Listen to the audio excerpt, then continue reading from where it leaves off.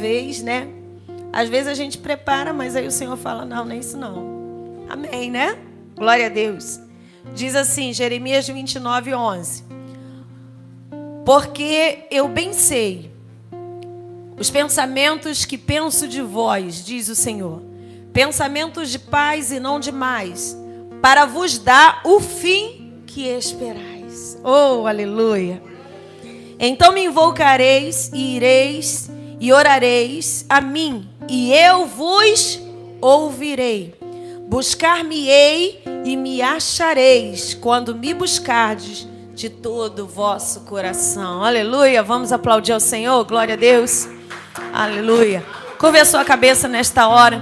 Senhor, neste momento vamos meditar na Tua palavra. Senhor, venha falar conosco, venha ministrar, ó Pai, nesta noite de domingo, neste culto, ó Pai, aquilo que Tu tem para cada um de nós. Obrigado, Senhor, porque desde o primeiro cântico nós estamos sentindo a Tua presença neste lugar. Desde a primeira oração, Senhor, nós estamos sentindo a Tua presença. Fala conosco através da Tua palavra. Ministra sobre nós. Nós te pedimos em o nome de Jesus, que todos digam amém. Tome o seu assento aplaudindo ao Senhor. Glória a Deus.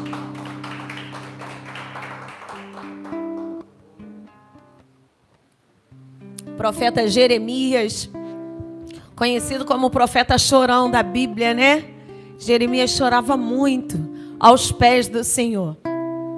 E nós nos identificamos com Jeremias por ele ser um profeta muito emotivo. Emotivo demais. Chamavam ele de chorão, porque nós temos o livro de Jeremias e temos as lamentações de Jeremias, porque ele sempre estava aos pés do Senhor, ali com aquela forma carinhosa, pidão, pedindo a Deus pelo povo. E essa palavra, quando Jeremias, o profeta, fala, ele está se direcionando ao povo que está cativo em Babilônia. Ele manda uma carta para o povo que estava cativo, dizendo o que Deus tinha para com aquele povo, para com a nação de Israel. E a palavra de Deus, a Bíblia diz que ela de Gênesis a Apocalipse aponta para Cristo.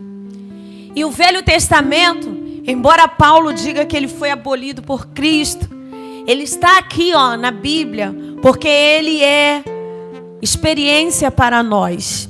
E as promessas que o Senhor tinha para com o povo escolhido, que era o povo judeu, elas também são aplicáveis a nós. Para que nós entendamos a graça, a gente precisa entender e conhecer o Velho Testamento. E essa promessa era um povo que estava cativo na Babilônia. E querendo ou não, nós somos um povo, nós temos uma cidadania celestial. E nós vivemos no meio de um povo, de uma terra, que a gente pode dizer hoje que é a Babilônia, gente. O mundo é a Babilônia. O mundo cada vez mais, né, cresce com as suas convicções e defesas. E cada vez mais nós, o povo de Deus, nós temos que nos defender. Nos defender porque estamos vivendo o certo e a liberdade em Cristo. Para algumas pessoas o evangelho, né, ele é alguma coisa que aprisiona, ele é alguma coisa que amarra. Eu quero dizer não. O mundo é que amarra. O mundo é que está vivendo uma falsa democracia. Porque hoje, se nós falarmos o que nós pensamos, nós sofremos repreensões. Tem um jogador de futebol de um determinado time que disse que não ia usar a camisa daquele time porque tinha uma bandeira de uma questão que vai contra a fé, contra a filosofia cristã. E ele disse que não usaria a camisa, que não tem nada contra quem tem aquela prática, mas ele, por ser cristão, por viver dentro da filosofia cristã, por atender os preceitos bíblicos, ele não usaria. E agora ele está respondendo um processo por homofobia. Eu quero ver quando que vão criar a palavra cristofobia, né? Porque hoje a gente não pode defender a nossa fé. Se a gente defender a nossa fé, se a gente defender os nossos preceitos, né? Nós somos retalhados, respondemos a processo. Ninguém responde a processo por não viver a nossa fé. Mas a gente, se não aceitar, a gente pode respeitar. Mas é um direito que nós temos, é não aceitar. E aí a gente responde, né? Processos judiciais. Cada vez mais a igreja está ficando amarrada. E às vezes não podemos falar aquilo que nós defendemos, porque a democracia do mundo se você não aceitar, essa é a palavra, aquilo que eles querem, você vai responder processo por ser isso ou intolerante. E não é. Nós amamos o pecador, nós não amamos o pecado. Nós respeitamos o jeito com que cada um quer viver a sua vida.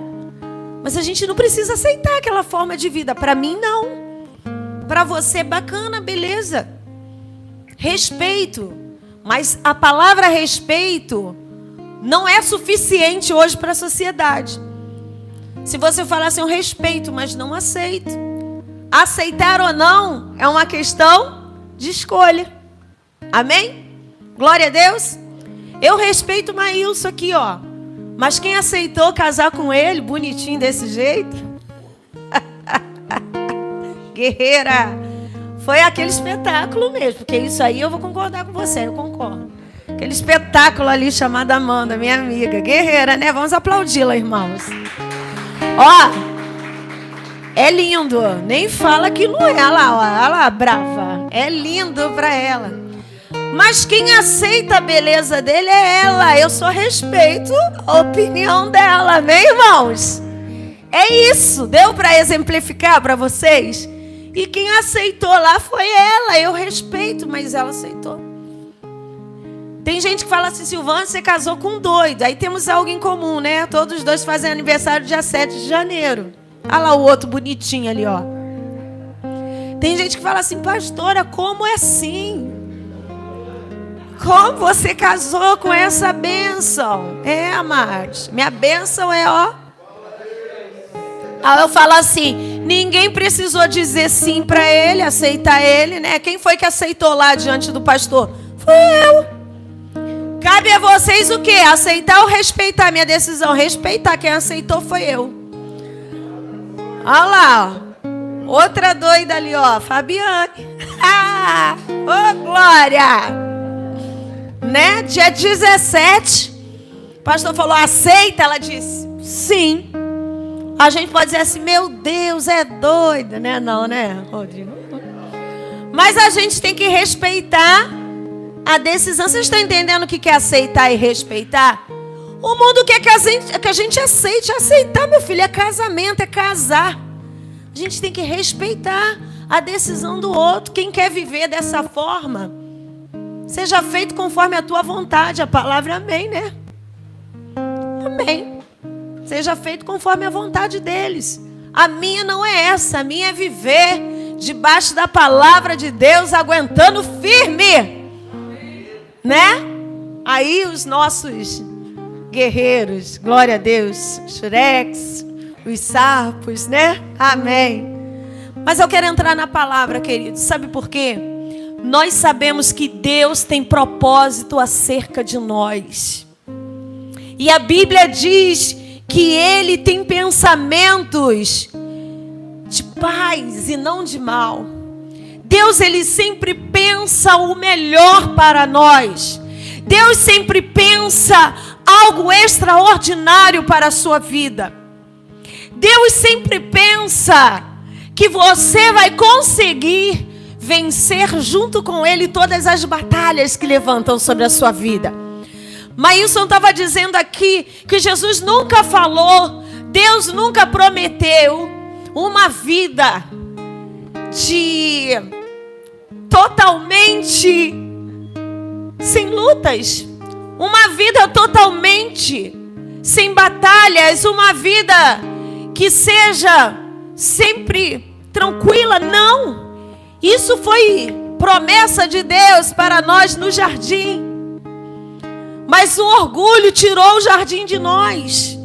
O orgulho entrou no coração do homem quando quis ser igual a Deus. E aí eles tocaram naquilo que não deveria se tocar.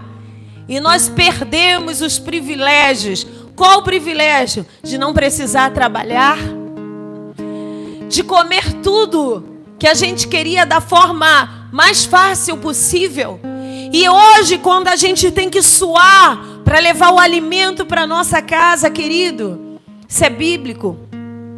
Quando a gente sofre para gerar um filho, dar a luz a um filho, isso é bíblico. Mas Jesus disse: ao que vencer. E se tem que vencer, é porque tem batalha. Ao que vencer, dar-te-ei a coroa da vida. E ao que vencer, Apocalipse diz: levarei para comer do fruto que está na árvore, no centro do jardim. E esse fruto é o fruto da vida eterna. Está em Apocalipse. Eu quero dizer para você que Deus tem pensamentos de vitória para você. Mas é preciso permanecer em Cristo Jesus. Não é fácil para ninguém. Às vezes a gente olha e quando a gente está vivenciando um problema, o nosso problema sempre é o maior do mundo. Porque nós estamos vivendo. Às vezes a gente vê o irmão falando assim: vamos orar para o irmão fulano de tal, que tem um parente dele internado. A gente ora ali, mas a gente vai para casa, a gente não entra naquele problema. Porque o problema é do outro.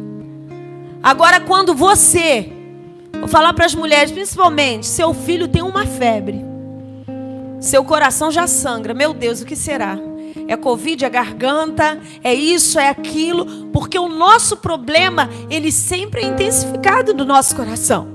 Os homens que estão aqui, cabeça da casa, dívida para pagar no final do mês, misericórdia, né?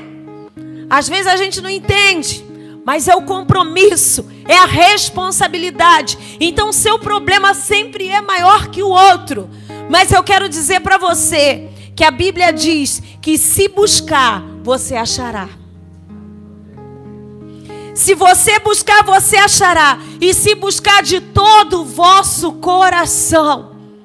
Por mais que a gente esteja na luta, por mais que seja grande as adversidades, por mais que a gente pense que Deus está tardando em nos abençoar, Deus está tardando em fazer acontecer conforme está no nosso coração.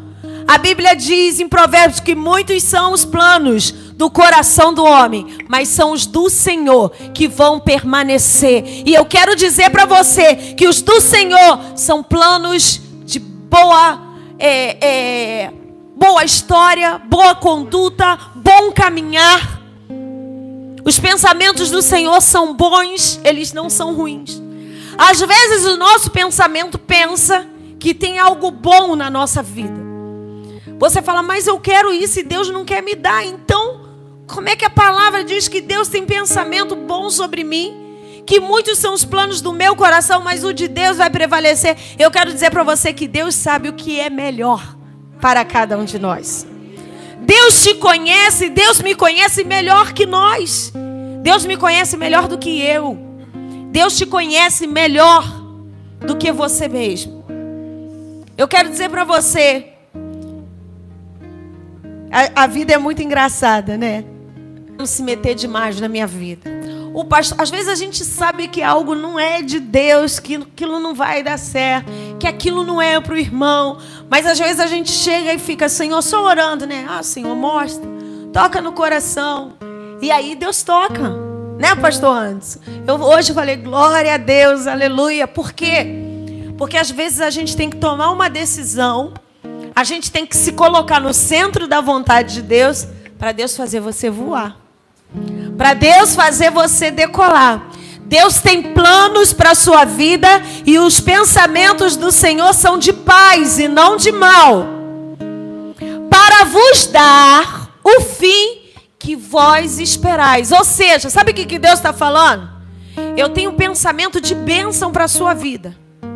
O meu pensamento é bom para com a sua vida, para te dar o fim que você quer, ou seja, o propósito final, a vitória que você quer. Você quer ser bem sucedido na sua vida financeira, você está trabalhando pela sua vida profissional, ou pela sua vida espiritual, ou pela sua vida sentimental. Deus sabe. E Ele tem pensamentos bons ao seu respeito sobre isso que você quer.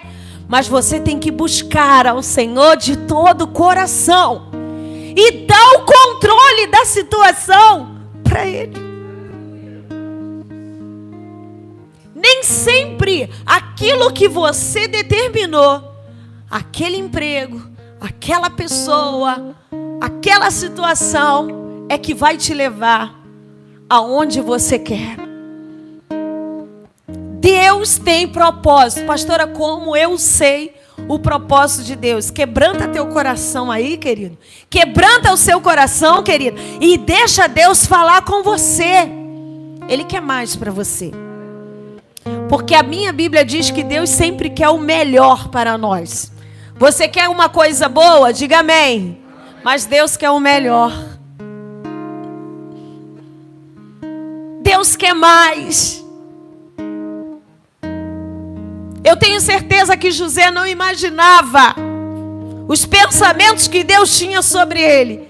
Ele só sabia que Deus tinha algo especial com ele. Deus tinha revelado a ele em sonho.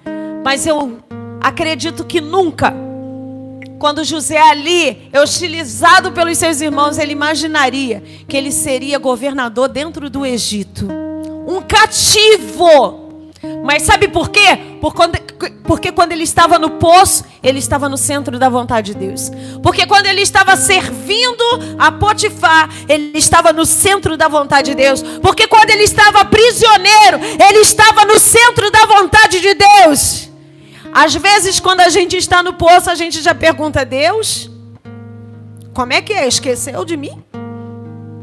Aí depois Deus te leva para servir como escravo a Potifar. Fala: Deus, mas tu não falou que eu ia governar? O que eu estou fazendo aqui? Aí quando você é jogado lá no calabouço, na prisão, você fala assim: agora acabou. Você determina quem é um homem para botar um ponto final onde Deus só está começando a história. Às vezes você fala assim: a pastora está pregando, mas ela não sabe. A minha vida, a minha história está no fim. Eu quero dizer para você que quando o homem pensa: acabou, Deus está apenas começando. Quando você chega e diz: agora é impossível, eu quero dizer que Deus nunca trabalha dentro do que é possível.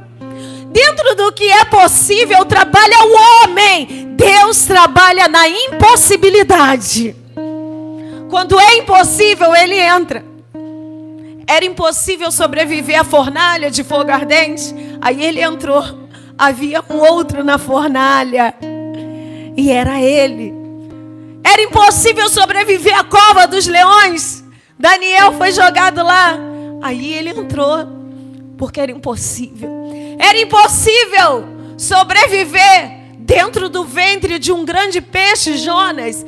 Aí Jonas vai e ora, porque Deus tinha pensamentos bons para ele, mas ele não quis o que Deus traçou. Ele foi pelo outro caminho. Pelo outro caminho ele quebrou a cara. E aí ele vai buscar. Aí ele vai fazer o que dentro da barriga do peixe? Orar. E me achareis quando me buscares de todo o vosso coração. Aí ali Deus faz a obra. Deus muda tudo. Deus transforma. E eu quero dizer para você que às vezes quando você está quebrado, querido, quando você não tem mais perspectiva, eu quero dizer que aí começa o mover de Deus na sua vida. Aí começa a atuação de Deus na sua vida, na sua história. Porque Deus não escolhe os grandes. Deus não escolhe os bem-sucedidos. Deus não escolhe assim Nós ouvimos aqui na pregação do irmão Rodrigo, na quarta-feira, o homem vê com os olhos, vê a aparência, mas Deus vê o coração do ser humano. E eu quero dizer para você que não era para ser assim, mas a maioria das vezes a gente se achega para Deus quando a gente está na cova, quando a gente está na fornalha, quando a gente está no poço. Fale comigo assim: desertos são necessários. Maílson falou aqui no início: como eu vou falar que eu sou vencedor se eu nunca venci nada, né? Como eu vou dizer que sou vencedor se nunca enfrentei uma batalha? E ele disse que nós somos mais do que vencedores. Eu quero dizer para você: como vamos dizer que a porta abre se nunca tivemos uma porta fechada? Como vamos dizer que Deus cura se nunca tivemos que passar por enfermidades? Como vamos dizer que Deus prospera e multiplica se nunca tivemos na escassez? Como vamos dizer que Deus muda situações se nunca passamos por situações adversas? Essa luta que você passa é para que o nome do Senhor seja glorificado. Aplauda o Senhor. A luta que você passa é para que o nome do Senhor seja glorificado. Então, quando você chora, dê glória. Quando você está triste, dê glória. Quando você está cansado, dê glória ao Senhor. Todos nós, todos teremos, passaremos, estaremos em aflições em algum momento da nossa vida. Aí você fala assim: meu Deus, quando eu penso que uma luta acabou,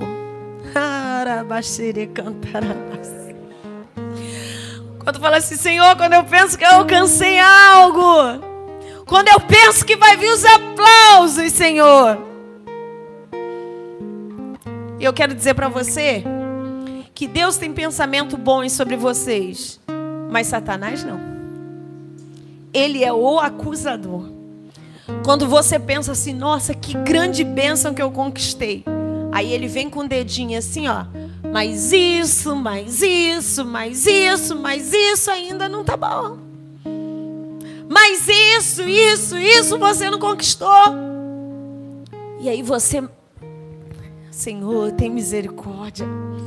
Mas eu quero dizer para você que o mesmo Deus que multiplicou os pães, o mesmo Deus que acalmou a tempestade, o mesmo Deus que esteve ali fazendo milagres no passado, Hebreus 13:8 diz que Ele é o mesmo ontem, hoje e eternamente. E se Ele já te deu uma vitória, Ele vai dar a segunda.